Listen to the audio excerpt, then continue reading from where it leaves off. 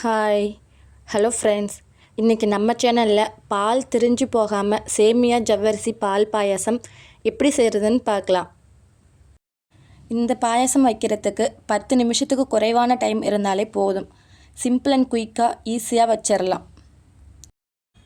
நீங்கள் first time நம்ம சேனலை பார்த்தீங்கன்னா மறக்காமல் சப்ஸ்கிரைப் பண்ணி சப்போர்ட் பண்ணுங்கள். இப்போது வாங்க இந்த டேஸ்டான சேமியா ஜவ்வரிசி பால் பாயாசம் எப்படி செய்கிறதுன்னு பார்க்கலாம். இந்த பாயசத்தை நான் இன்றைக்கி குக்கரில் தான் செய்கிறேன். நீங்கள் நார்மலான ஒரு பாத்திரத்தை கூட செய்யலாம். பாயசம் வைக்கிறதுக்கு முன்னால் 1 கிளாஸ் பாலும் 1/4 கிளாஸ் தண்ணியும் ஊற்றி 1 கிளாஸ் பால் வர மாதிரி காய்ச்சி எடுத்துக்கோங்க. இந்த பாயசம் வைக்கிறதுக்கு இந்த கப்பால் 1 கப் ஜவ்வரிசி எடுத்துருக்கேன்.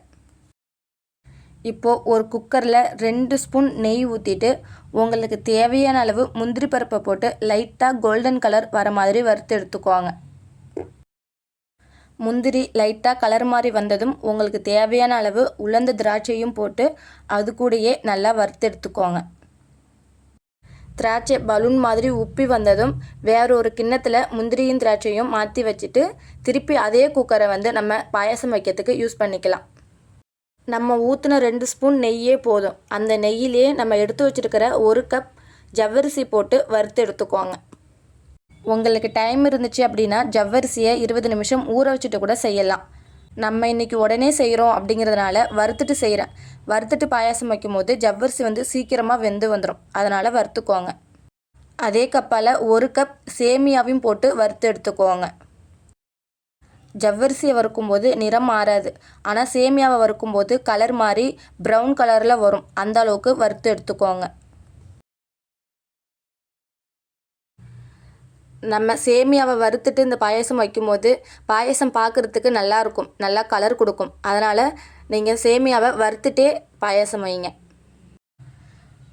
இப்போது சேமியா இந்த அளவுக்கு கலர் மாதிரி வந்ததும் நம்ம எந்த கப்பால் சேமியா ஜவ்வரிசி அளந்தோமோ அதே கப்பால் 4 கப் தண்ணி ஊற்றிக்குவாங்க.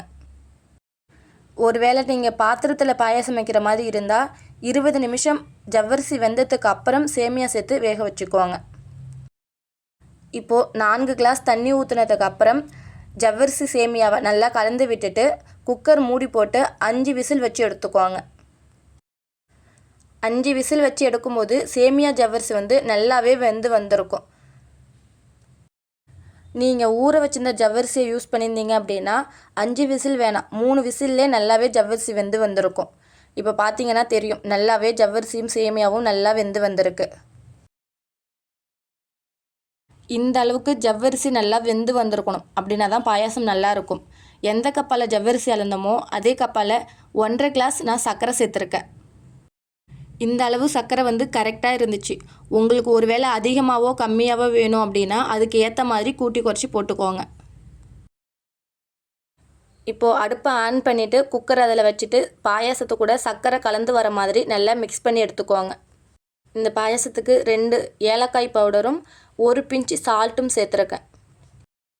நம்ம இந்த 1 பிஞ்ச் சால்ட்டு சேர்க்குறதுனால தான் நம்ம போட்டிருக்க சர்க்கரையுடைய இனிப்பை ஹைலைட் பண்ணி தரும். அதனால் மறக்காமல் 1 பிஞ்ச் சால்ட்டு மட்டும் போட்டுக்கோங்க.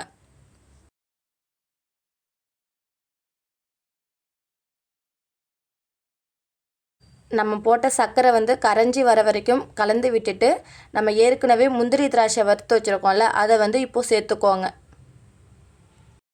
முந்திரி திராட்சையும் சேர்த்து கலந்து விட்டுட்டு கடைசியில் தான் நம்ம பால் சேர்க்க போகிறோம்.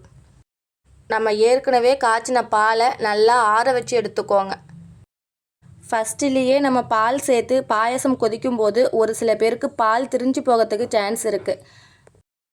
ஆனால் நம்ம லாஸ்ட்டில் பால் சேர்க்கும்போது பால் திரியாது. நம்ம இந்த பால் பாயசம் வைக்கிறதுக்கு மெயினாக கவனிக்க வேண்டிய விஷயம் என்னென்னு பார்த்தீங்க அப்படின்னா, பாயசம் சூடாக இருக்கும்போது ஆறின பாலை ஊற்றி மிக்ஸ் பண்ணிக்கோங்க. ஒருவேளை பால் நல்லா சூடாக இருந்துச்சு அப்படின்னா பாயாசம் மாறி இருக்கணும். அப்போது நீங்கள் பால் ஊற்றி மிக்ஸ் பண்ணிங்க அப்படின்னா பால் திரிஞ்சு போகாது. இது 2 விஷயத்தை மட்டும் நம்ம ஃபாலோ பண்ணி பால் பாயாசம் வச்சோன்னா பால் திரிஞ்சு போகாமல் பாயாசம் சூப்பராக இருக்கும்.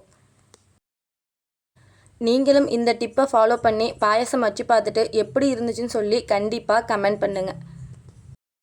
பாயாசம் வந்து இந்த மாதிரி லிக்விடு கன்சிஸ்டன்சியில் இருக்கிற மாதிரி பார்த்துக்கோங்க. ஏன் அப்படின்னா பாயாசம் ஆறுனதுக்கப்புறம் ஒரு சில பேருக்கு களி மாதிரி ஆகிடும். நம்ம இந்த மாதிரி வச்சுருந்தோம் அப்படின்னா களி மாதிரி ஆகாது. எவ்வளோ நேரம் ஆனாலுமே இப்படி தான் இருக்கும். நீங்களும் இந்த மெத்தடை ஃபாலோ பண்ணி ஒரு டைம் பாயாசம் வச்சு பார்த்துட்டு எப்படி இருந்துச்சுன்னு சொல்லி கண்டிப்பாக கமெண்ட் பண்ணுங்கள். உங்களுக்கு இந்த ரெசிபி பிடிச்சிருந்தா லைக் பண்ணிவிட்டு நம்ம சேனலை மறக்காமல் சப்ஸ்கிரைப் பண்ணி சப்போர்ட் பண்ணுங்கள். பாய்.